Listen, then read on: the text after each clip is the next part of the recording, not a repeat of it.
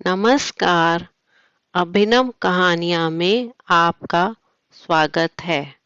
हमारी आज की कहानी है मुझे कुछ अच्छा खाना है। एक बार एक व्यक्ति अपने काम से लौटकर आया और साथ में पनीर लाया और अपनी पत्नी को कहा कि आज मेरे लिए बढ़िया पनीर की सब्जी बनाना, क्योंकि आज मैंने बहुत काम किया है और मुझे बहुत ज़्यादा भूख लगी है और मुझे कुछ बहुत अच्छा खाना है। उसकी पत्नी कमरे से बाहर आई और पनीर लिया और कहा कि बिल्कुल, आप हाथ पैर धोकर तैयार हो जाइए। मैं आपके लिए बहुत ही स्वादिष्ट सा खाना बनाती हूँ।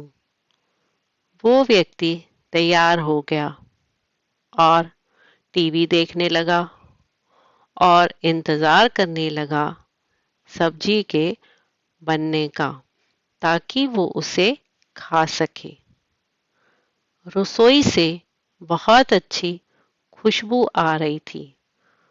वो व्यक्ति बस सोच रहा था कि जल्दी से खाना बन जाए ताकि मैं अपनी भूख को मिटा सकूं।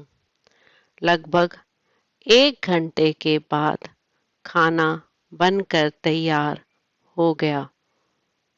स्वादिष्ट सा खाना अब खाना लगने ही वाला था कि उस व्यक्ति ने अपनी पत्नी से पूछा कि खाने में नींबू है या नहीं, क्योंकि मुझे पनीर की सब्जी में नींबू डालकर खाना है। लेकिन पत्नी ने कहा कि नींबू तो खत्म हो गए। आपसे कहा था, लेकिन आप भूल गए। व्यक्ति ने अपनी पत्नी से कहा कि रुको रुको, अभी खाना मत लगाओ, क्योंकि नींबू के बिना खाने में बिल्कुल मज़ा नहीं आएगा। तो मैं अभी गया और अभी नींबू लेकर आया। वो व्यक्ति वापस से कपड़े पहनकर तैयार हुआ और नींबू की पास वाली दुकान पर गया। जब वहां पर देखा तो नींबू नहीं थे। उसका दिमाग क्रोध से भर गया। उसने सोचा कि यार, उसके पास नींबू नहीं है। चलो, थोड़ी आगे वाली दुकान पर जाता हूँ, शायद वहां नींबू मिल जाए। वो थोड़ा और आगे गया, लेकिन वहां पर भी नींबू नहीं मिले।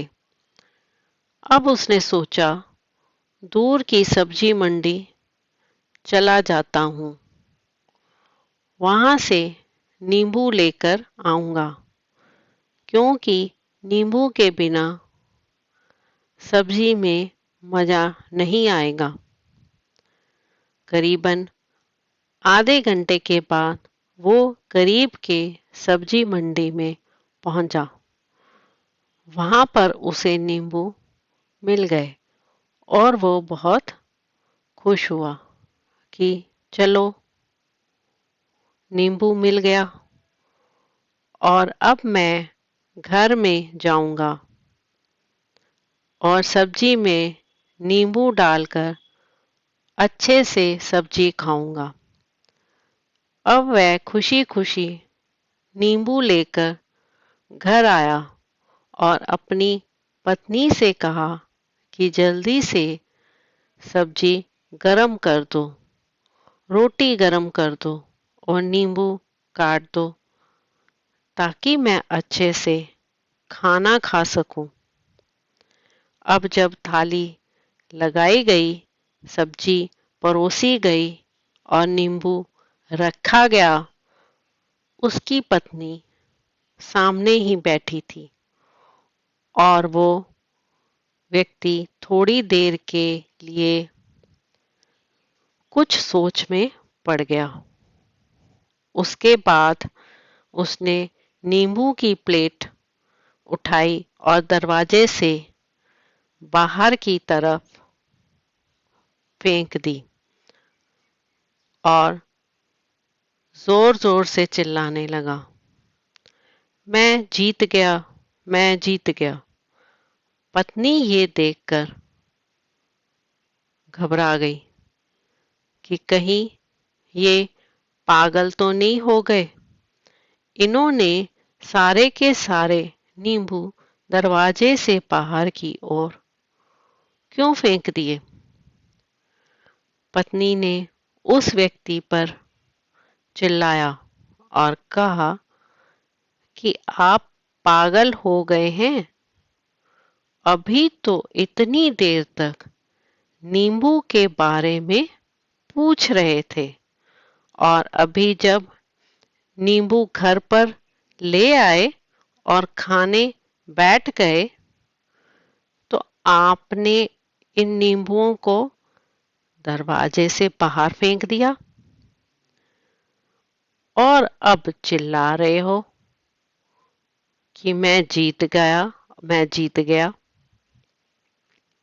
पत्नी ने पूछा कि आप किस चीज में जीत गए?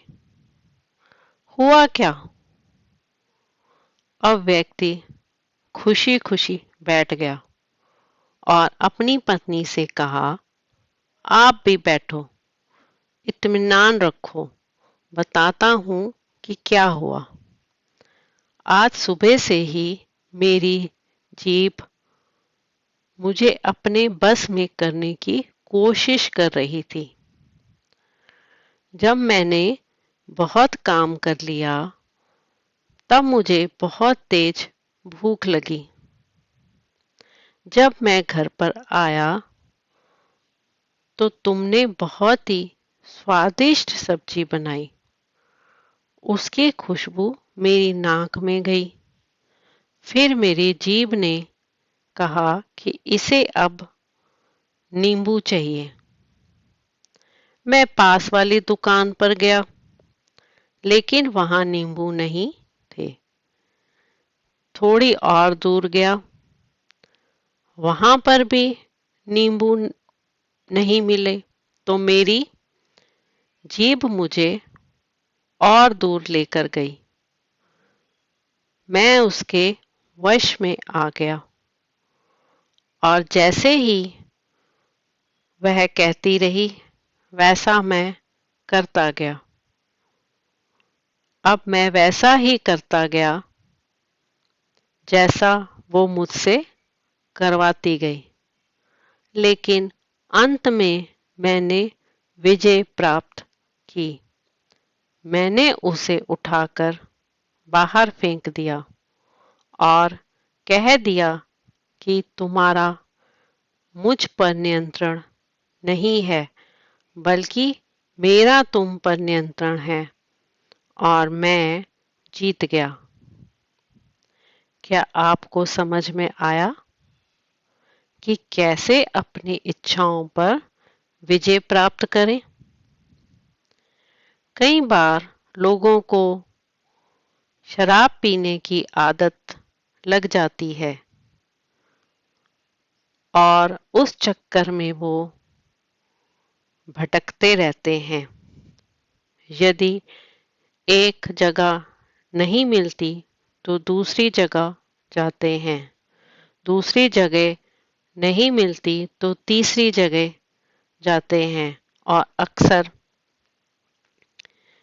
युवाओं के साथ ऐसा जरूर होता है कि वो शराब पीने के लिए बैठते हैं, सारी शराब खत्म हो जाती है।